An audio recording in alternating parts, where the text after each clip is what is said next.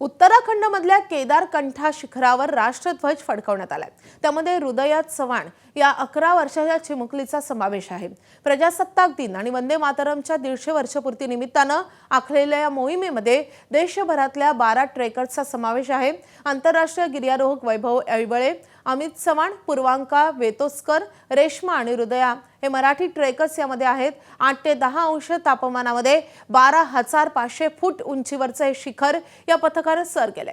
थंड वारा, खडी आणि कठीण चढाई या खडतर स्थितीमध्ये वंदे मातरमचा निनाद करत ही मोहीम फत्ते करण्यात आली आहे। इतर ट्रेकर्समध्ये जयपूर येथील 5, सुरत आणि आसाम येथील प्रत्येकी एकाचा समावेश होता। एबीपी माझा, उघडा डोळे बघा नीट।